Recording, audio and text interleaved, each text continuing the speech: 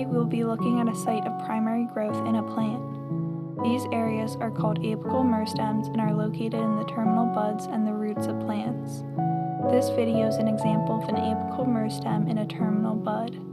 These areas are places where cells divide continuously for a plant's entire life. This is called indeterminate growth, which is when something does not stop growing. Even though it is continuous, there is still a difference in growth rates. Usually when an organism ages, the growth rate declines.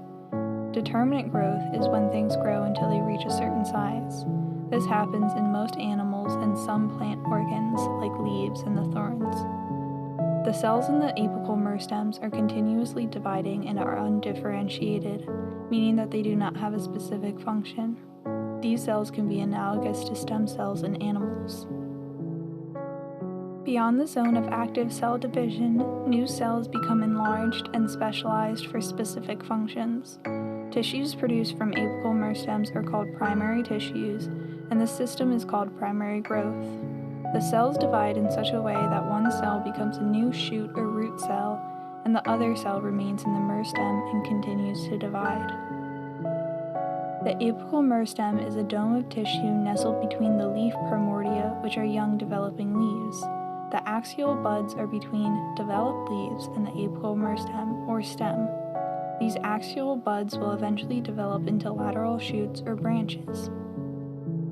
In a process called apical dominance, the apical meristem sends auxin, which is a plant hormone for regulating growth, to these buds, which inhibit their development.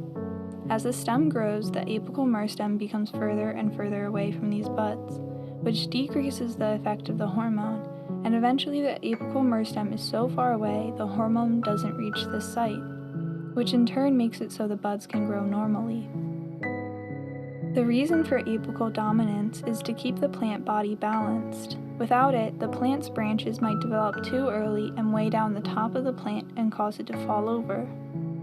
A fun example that shows this process in everyday life is when people trim or cut their bushes. The reason, besides aesthetic shape, is because by cutting off the tips of the terminal buds, the hormones from the apical meristems that stop growth in nearby buds also gets cut off in a sense. This makes it so the buds can grow earlier than normal and results in a much thicker and bushier plant.